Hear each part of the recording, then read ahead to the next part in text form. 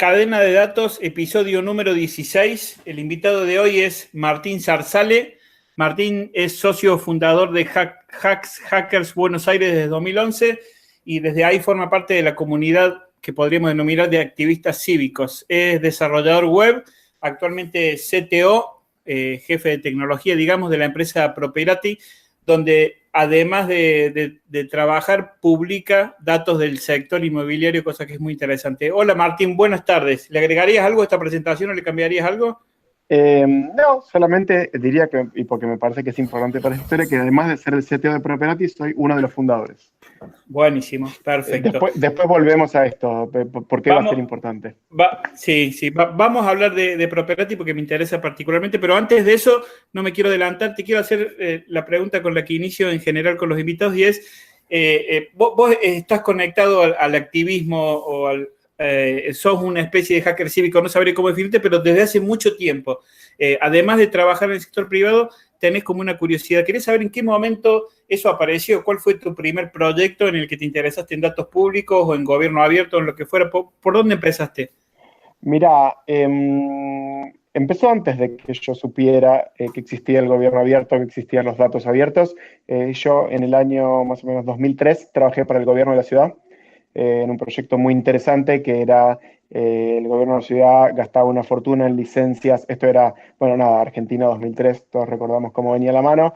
Sí. El gobierno gastaba una fortuna en licencias de Windows, Windows SQL, Microsoft SQL Server, IIS y ASP. Y estaban en una migración hacia Linux, PHP, MySQL, y yo entré a trabajar en ese proyecto, que era un proyecto espectacular, donde íbamos migrando partes de Buenos Aires Gobar, en ese momento era Gov con B corta, Buenos Aires Gobar, las íbamos migrando a software libre.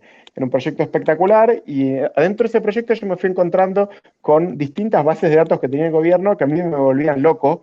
Si querés, la base de arbolado urbano, que es un censo de árboles que hace el gobierno de la ciudad, y que yo veía que todavía no eran abiertos, pero yo, de haber pasado por dentro del gobierno, ya había visto la data que había y las cosas que se podían hacer. Así que yo un poco siento que ese fue mi fascinación por los datos de los gobiernos, digamos, de los estados. ¿Y pudiste decirle a alguien ahí, che, y esto si lo largamos, capaz que alguien, me imagino en 2003 lo difícil que era, hoy es difícil explicarle la potencia de que los datos sean abiertos a algunos funcionarios. ¿En aquel momento se lo pudiste decir a alguien esa inquietud? No, la verdad que no. Y aparte en ese momento también estábamos dando esta batalla de software libre, así que yo estaba bastante Exacto. satisfecho en términos políticos, digamos, no necesitaba nuevos desafíos porque este ya era enorme y era espectacular. Buenísimo, buenísimo. Sí, el software libre es un tema que ya tenemos invitado para tratar especialmente, pero me imagino que vos sos usuario habitual. Algo para decir, o sea, ¿te parece que el software libre tiene que ser una forma de transparencia, de no solamente usar software libre, sino publicar el software que hacen los gobiernos? ¿Te parece que los gobiernos pueden ver una nueva forma de transparencia en la publicación de los procesos internos que son un poco el software que los gobiernos usan y desarrollan? Mm, a mí, en mi experiencia, es muy difícil hacer software que sea, digamos, de un uso general y sea de una calidad suficiente para ser reproducida, ¿no? O para ser publicada. Es como que los gobiernos van teniendo problemas y van haciendo soluciones, pero usualmente son soluciones bastante a medida, digamos, no es como nada demasiado genérico. Quizás cosas que podrían usarse como base para después convertirlos en software libre. A mí, si querés, lo que me parece. Pero hay una cosa que al mismo tiempo me parece que debería funcionar, es que no sé, diversas ciudades, diversas provincias compartan software, digamos, dentro del mismo estado.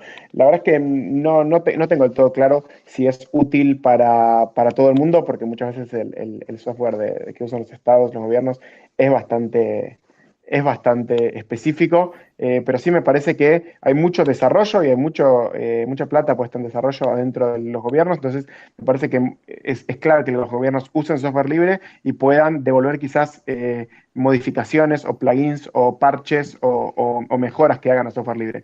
Yo no me imagino, o por lo menos en mi experiencia, no recuerdo que nosotros hayamos producido software que digamos, no, esto realmente aportaría a la comunidad de software libre. Pero sí cosas más pequeñas, digamos, más cambios. O sea, me parece importante que el gobierno use software libre y contribuya con cambios y mejoras.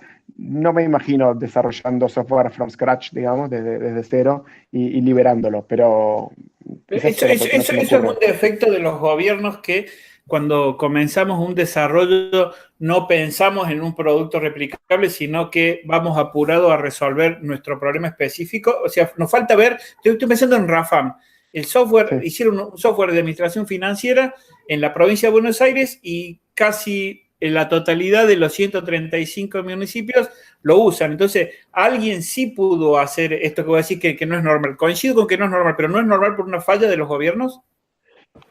Mira, a mí me parece también que a veces uno como desarrollador de software o como ingenieros o lo que sea, digamos, uno trata, a veces se empieza a volver loco buscando, no hagamos que esto sea genérico y configurable y que sirva para todos, y quizás a veces los gobiernos, los estados tienen problemas específicos y hay que resolver esos problemas específicos. Me parece que el fin, digamos, de ese software debería ser resolver el problema, no convertirse en software libre porque sí, digamos. Me parece que lo que primero hay que hacer es resolver el problema que tiene ese gobierno y después, si puede convertirse en software libre, sería ideal. Pero lo que sí me parece es que realmente entre municipios, entre provincias, entre ciudades, eso sí que me parece que tiene mucho sentido porque los problemas son muy similares. Bien, nos vinimos mucho más para acá. En el 2003, viste algunas bases de datos dentro del gobierno que estaban cerradas y dijiste qué bueno que estaría.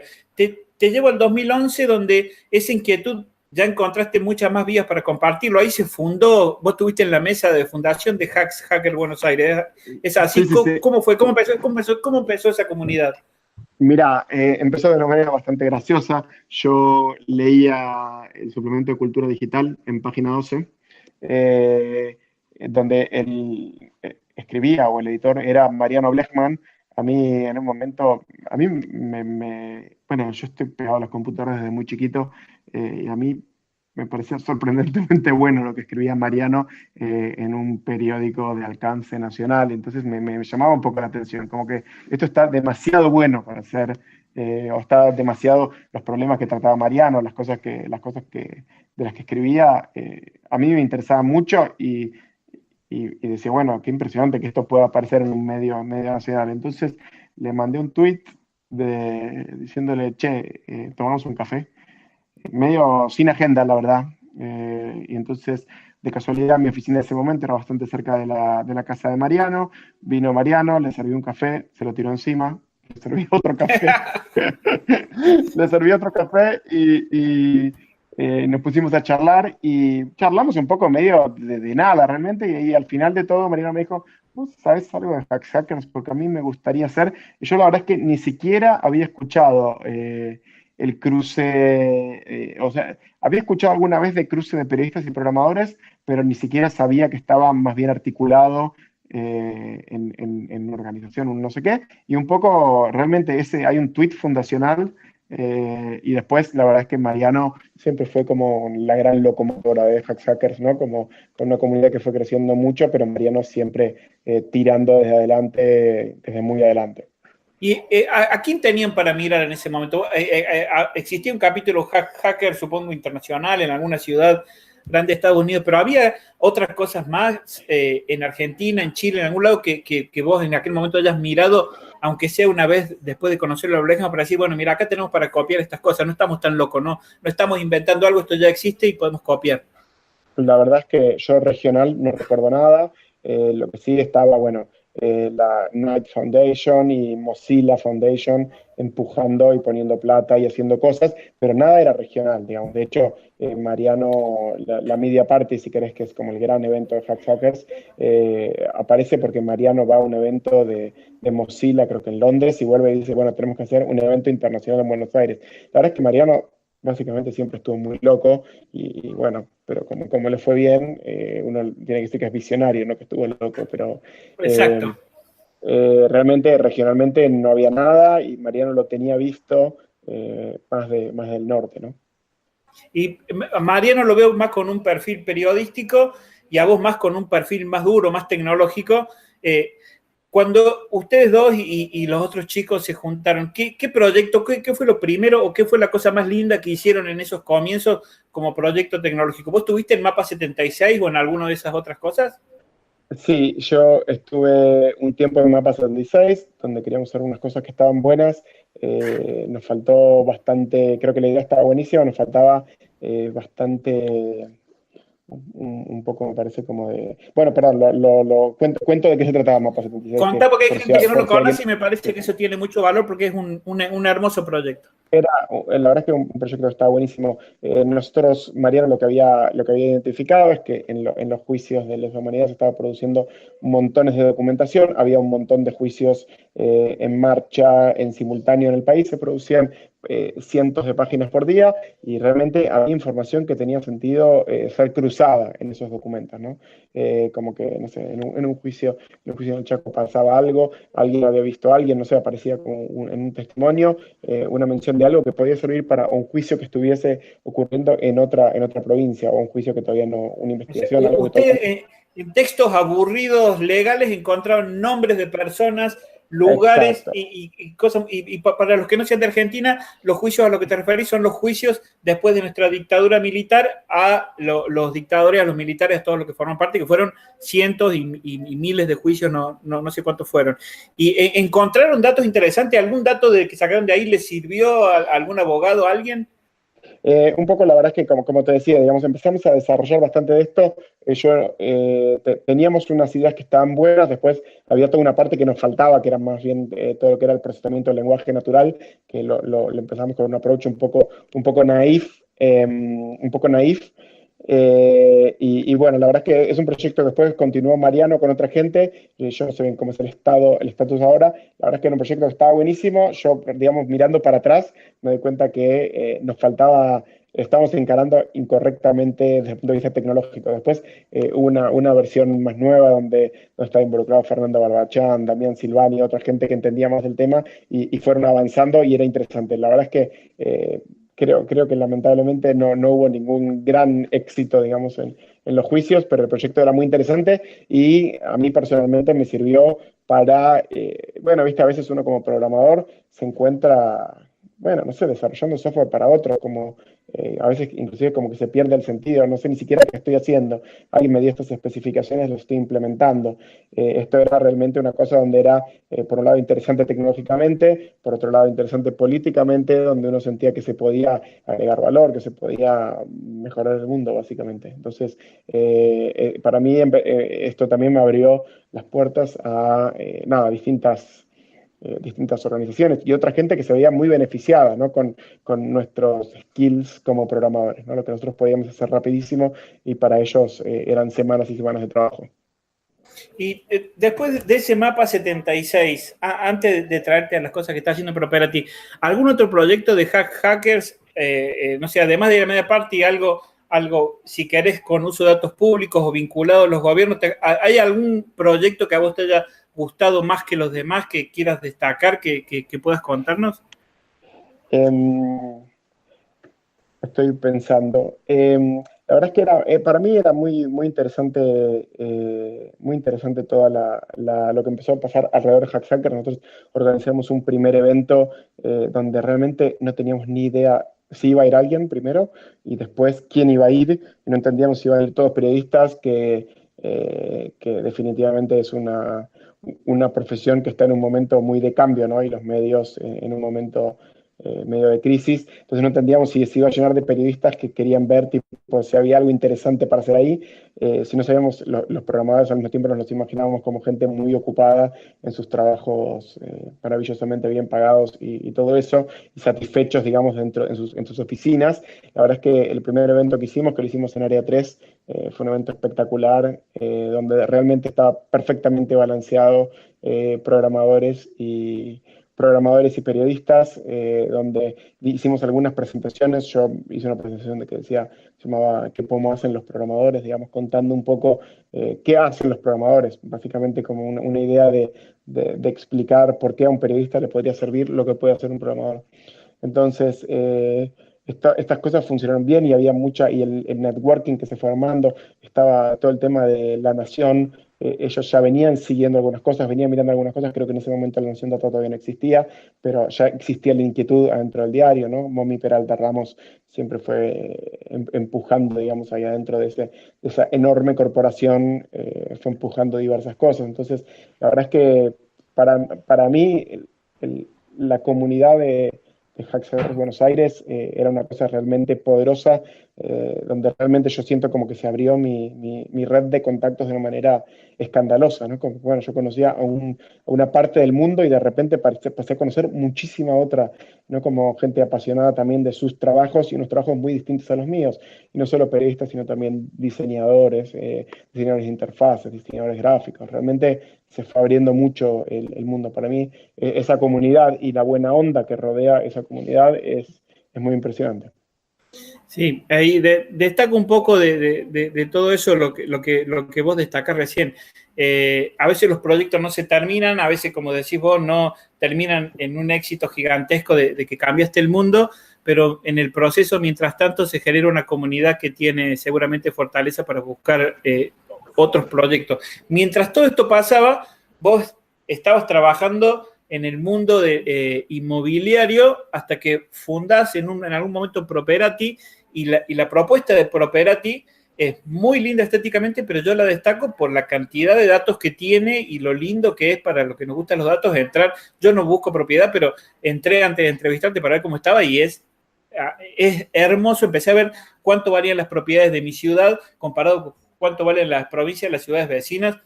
No solamente eso en la ficha de los inmuebles, sino que tenés una sección que se llama Properati Data, donde liberas datos y instalas a los gobiernos a que los usen para complementar con los datos que tienen.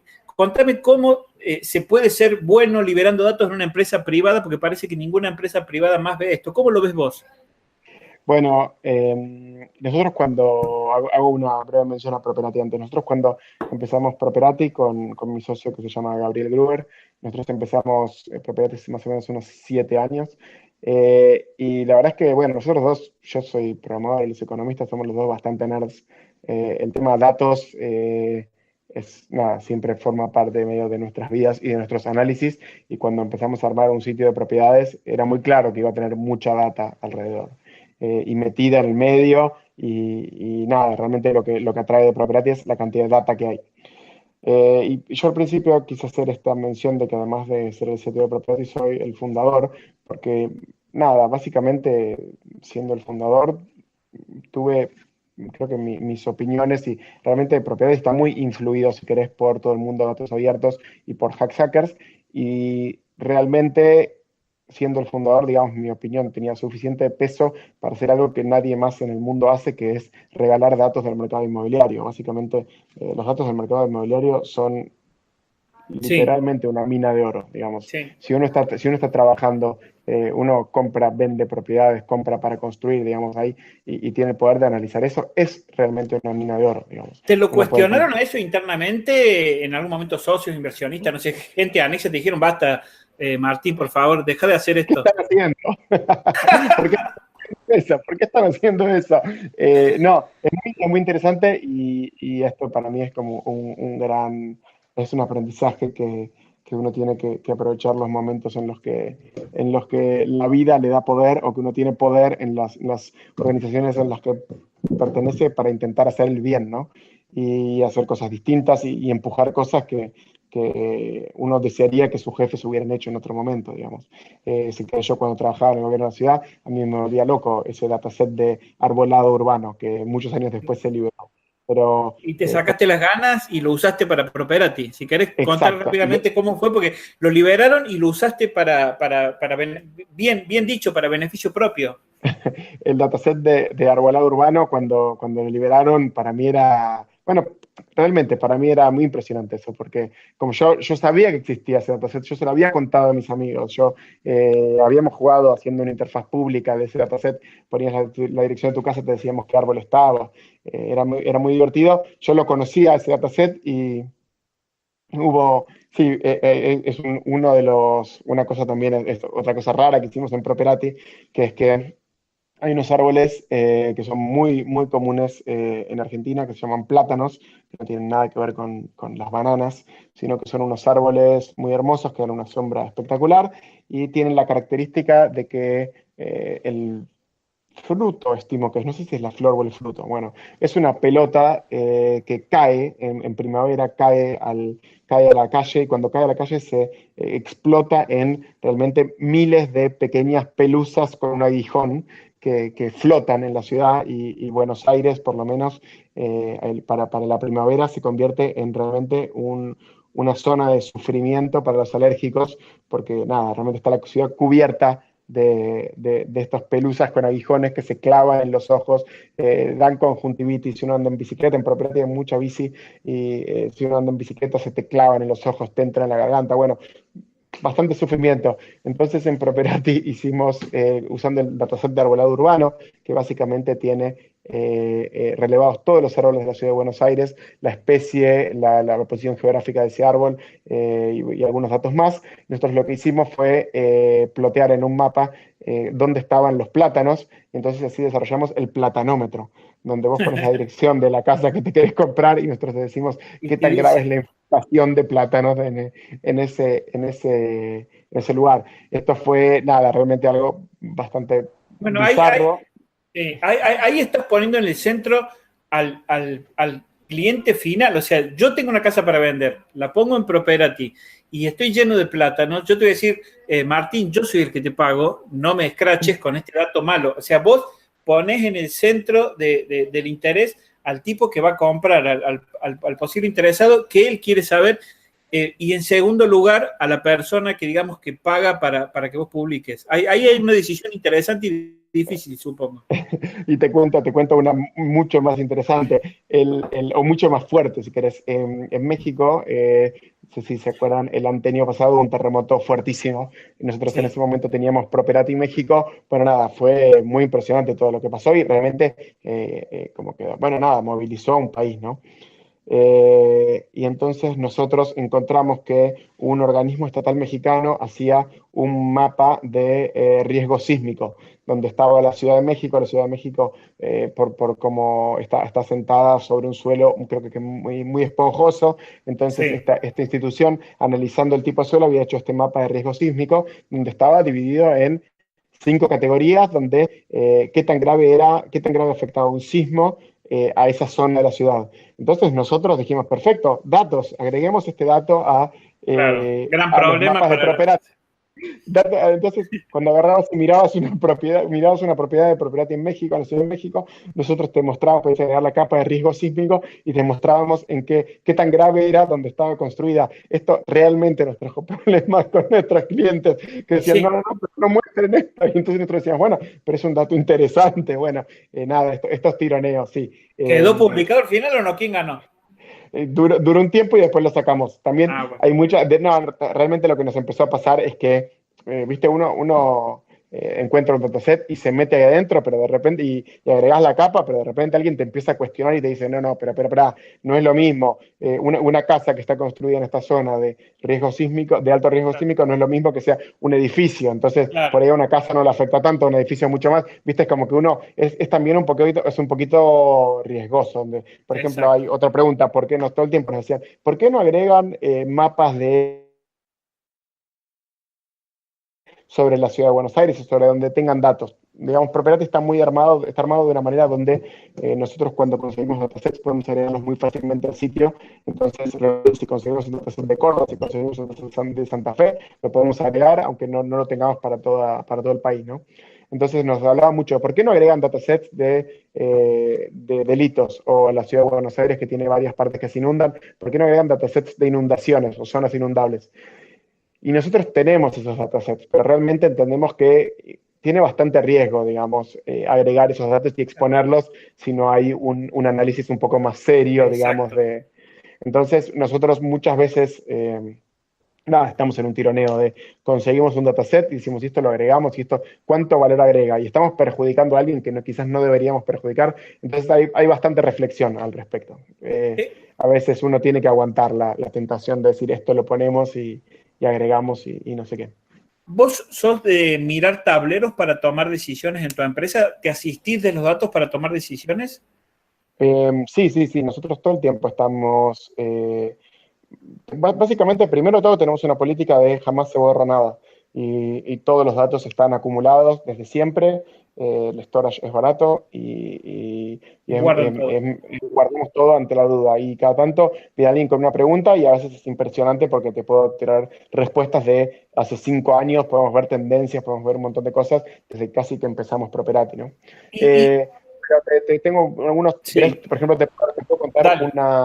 una cosa muy interesante que descubrimos y una funcionalidad que agregamos a Properati basada estrictamente en datos.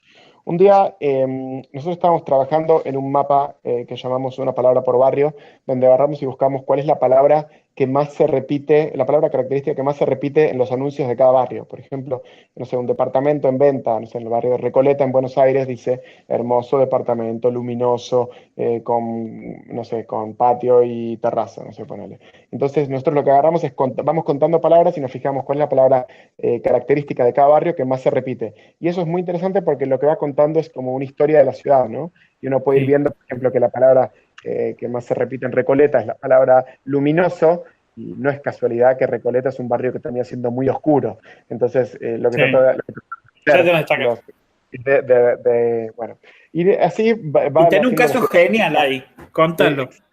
la ciudad va siendo descrita y es muy linda porque, por ejemplo, en Puerto Madero aparece seguridad y, no sé, bueno, ahí en Villa Crespo, por ejemplo, aparece la palabra Corrientes, que es como la avenida Corrientes. Y lo que es muy interesante es que en el barrio de La Chacarita, que en Buenos Aires es un barrio precioso, y da la casualidad que hay un cementerio gigantesco en el medio de la ciudad, en Chacarita. Entonces, el barrio es precioso, pero la palabra que más se repite, la palabra característica que más se repite en los anuncios de Chacarita es la palabra Palermo. Palermo es el barrio vecino, muy de moda, muy hipster, muy trendy. Entonces nos Claro. pareció esto, como, ¿qué es esto? Que entonces empezamos a analizar y lo que escriben las inmobiliarias cuando están describiendo sus propiedades, empiezan a decir, claro, cerca de Palermo, a 2 cuadras de Palermo, o directamente escriben, esta propiedad está en Palermo. Esto lo Exacto. que nos dio a pensar es en realidad que quizás, una sospecha, ¿no? Pero que quizás los usuarios y las inmobiliarias cuando publican anuncios en Property no están respetando los límites oficiales de los barrios, sino que agarran y ponen las propiedades, le ponen la latitud y la longitud correcta, pero cuando tienen que describir en qué barrio está ese punto, ponen otro barrio que por ahí les convenga más.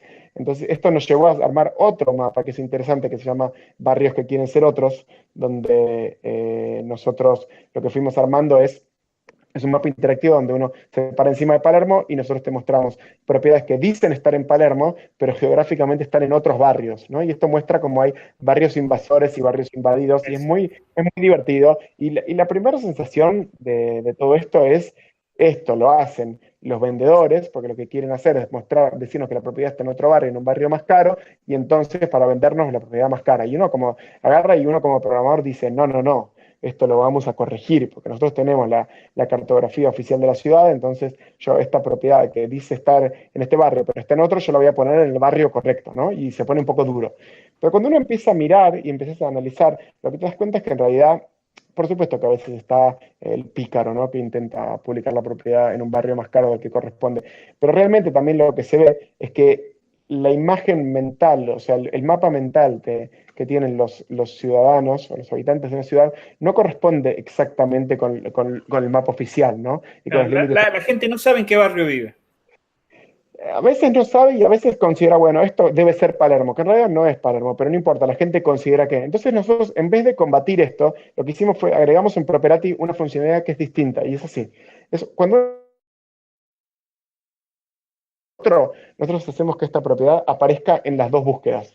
O sea, si yo estoy buscando una casa en Palermo, una casa que está en Chacarita, pero dice estar en Palermo, va a aparecer. Y si uno está buscando casas en Chacarita, ese mismo anuncio te va a aparecer, aunque la propiedad declara que está en Palermo, ¿sí?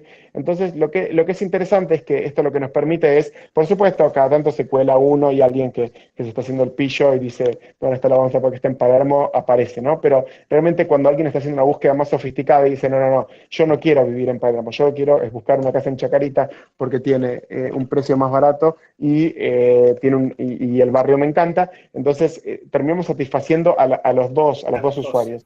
Es muy interesante y esto es realmente una decisión basada en datos. O sea, Exacto. esto lo descubrimos porque nos encontramos de repente que estaban haciendo esta trampa. Y perdón, te agrego esto más que porque me encanta, que esto es una cosa, un patrón que se ve realmente en todo el mundo. Cuando nosotros en un momento teníamos Property Brasil y esto se veía muy claramente en San Pablo, esto se ve en Lima, esto se ve en Santiago de Chile, esto se ve en Bogotá. Entonces, esto es espectacular porque este juego yo te digo que está acá, pero en realidad está geográficamente en este otro, y y algunos haciendo trampa y otros tratando de reproducir el mapa mental, es realmente apasionante y está bueno poder darle una solución a ese problema.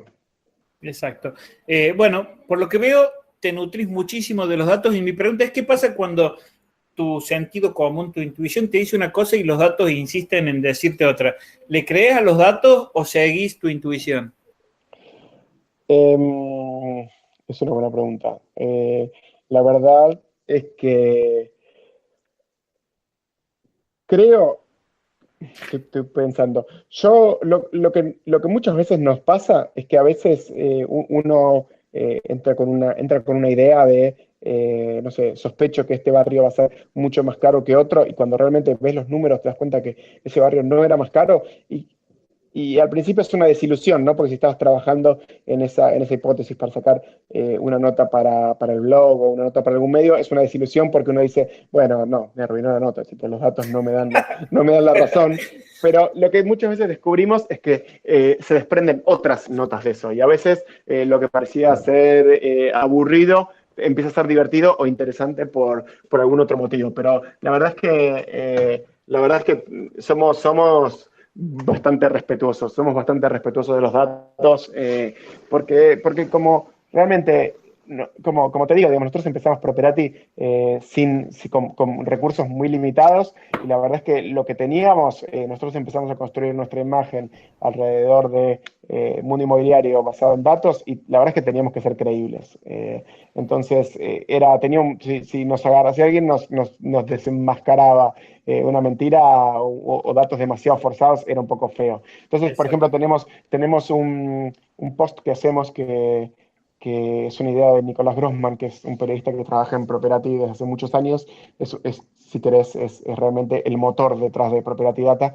Es un post muy interesante donde nosotros al final, cuando nosotros tenemos tantos datos del mercado inmobiliario, de propiedades que se ofrecen, que uno de alguna manera lo que empieza a hacer es, si querés, un mapa de calor de precios por zonas de la ciudad, ¿no? Digamos, de alguna manera vos podrías decir que, bueno, el precio de las propiedades son un proxy a el poder adquisitivo de las personas que viven en esas zonas, ¿no?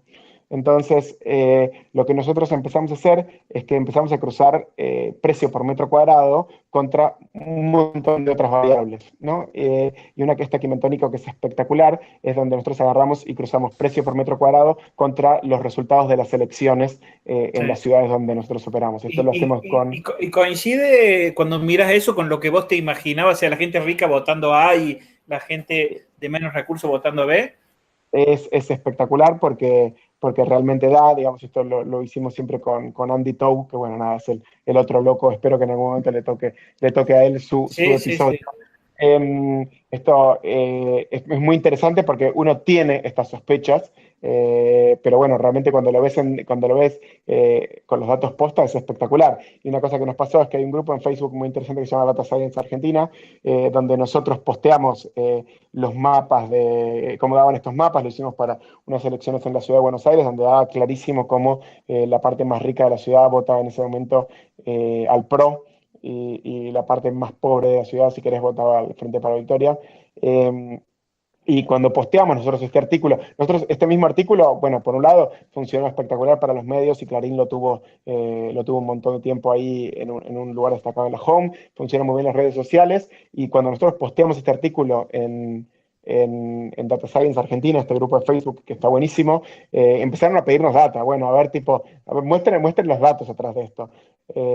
Y la verdad es que estuvo bueno y como, viste, como que uno va, o sea, como uno entra un poquito en pánico, tipo, para esto lo habíamos chequeado, esto está bien hecho, Y esto está pasa bien así. hecho. Vos pensás que no lo va a ver nadie y cuando lo ven todos decís, bueno, para, lo hice bien. No, no Sí, solo, viste, lo posteaste vos con tu nombre, entonces te empiezan a preguntar, no es que puedes hacerte ahí el salame, y no, sí, no, no hay forma.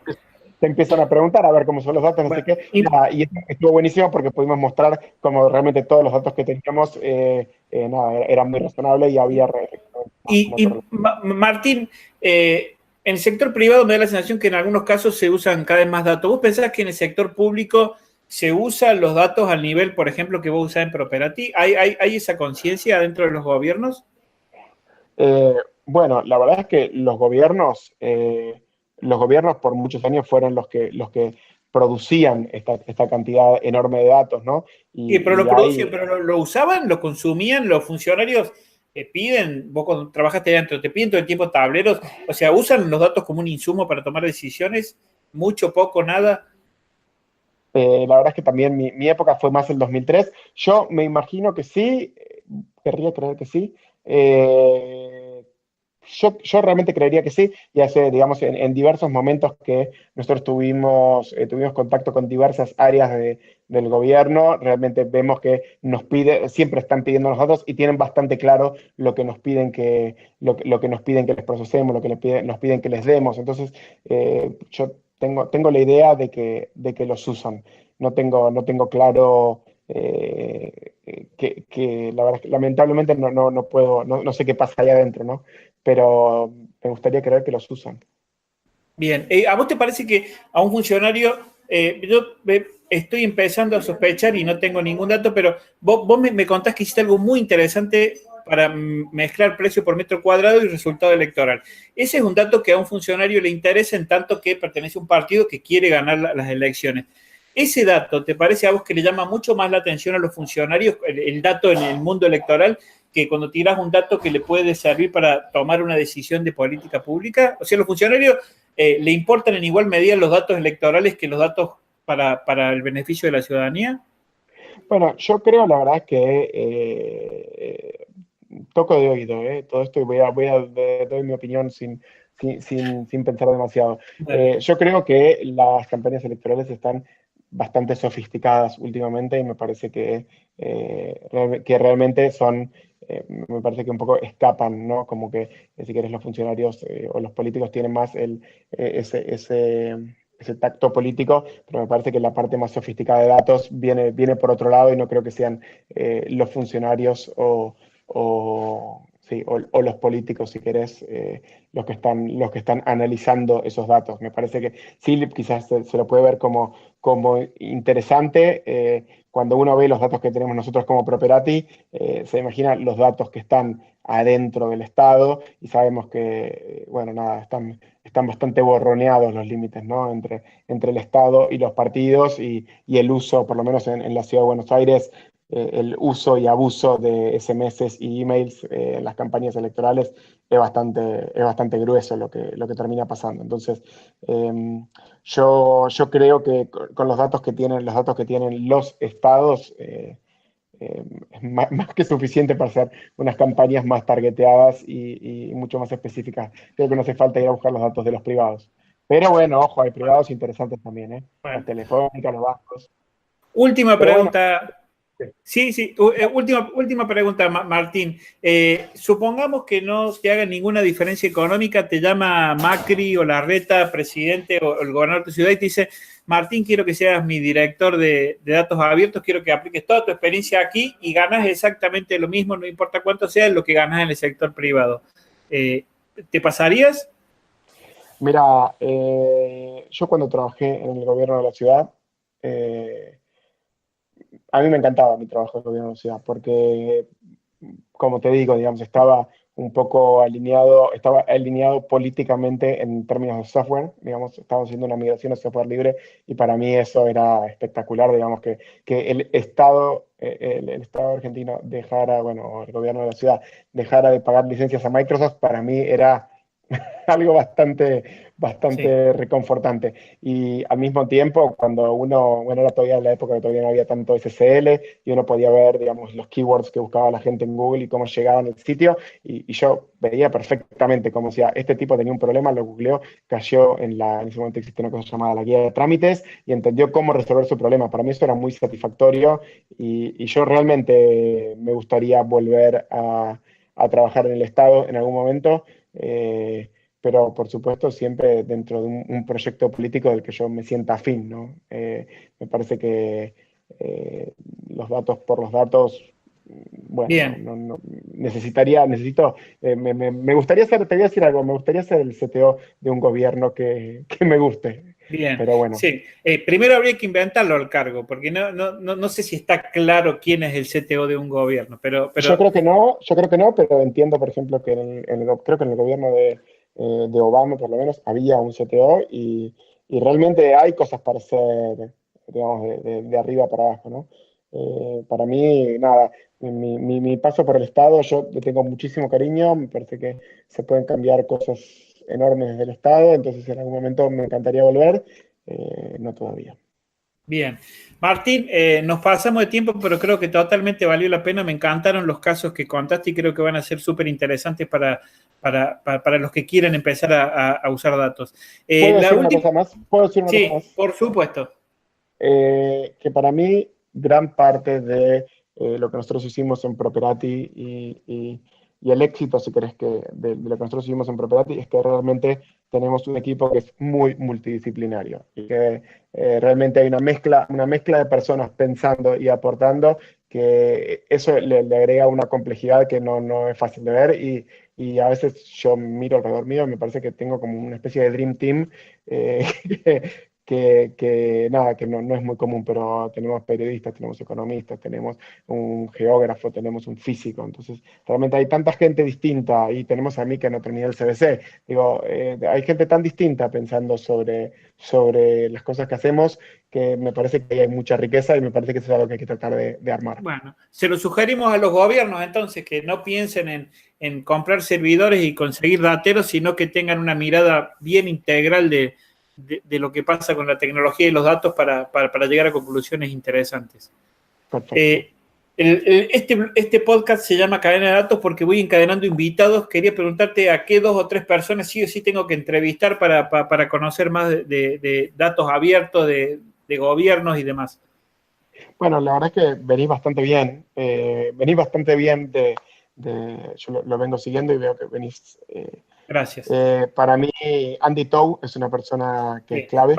Hago una pausa, hago un llamado a la solidaridad. Si Tau escucha esto, que me responde el mail que le mandé hace 2 semanas. Seguí nomás. Es una persona muy ocupada y muy Sí, especial. Andy sí. Tau para mí es Es un la grande, persona. ¿eh? Un grande. Él liberaba datos en CSV, en formato reutilizable, en el 2007 en su blog. Es Exacto. el Es un mejor loco que... Sí, un visionero. visionario. Cuando nosotros desde Hacks Hackers queríamos hacer toda una visualización en tiempo real de las elecciones del 2011 y veníamos inventando cómo hacer todo y alguien dijo, no, les voy a llevar a la persona. Me acuerdo que vino Andy a mi casa y se sentó en la mesa y dijo, no, ustedes lo están haciendo mal, esto se hace así. Y de repente era como una luz que nos iluminó a todos y era, Un grande. listo.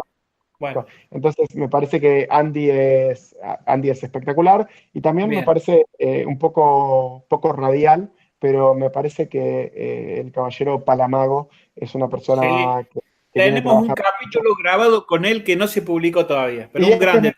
es un experto en visualizaciones, no sé si es Sí, es un poco radial sí. No, pero habla bien, habla bien. Ya se va a publicar mañana pasado. perfecto. Bueno, entonces no, estas son mis Si sugerencias. tenés alguno más, si no, está bien. Perfecto. No se me ocurre en este momento, pero quizás luego aparezca. En este momento no Bueno, se me ocurre nada. no. Ah, me parecía interesante, disculpa, me parecía Sí, interesante que consigas a alguien de OpenStreetMaps. bien, Esos me parecen bien. grandes proyectos, o si no, del proyecto de Wikidata, que es en la parte de datos de Wikipedia. Sí, tengo a alguien, pero interesante que me lo propongas porque me parece que hay una visión ahí para sumar de fuera de los gobiernos y de un proyecto tan interesante como detrás de Wikipedia. Bueno, Martín, 1 millón de gracias por esta conversación. Muchísimas gracias, me quedé pensando varias cosas. Bueno, para la próxima entonces, un abrazo. Hasta luego, muchas gracias. Chao. Chao, chao.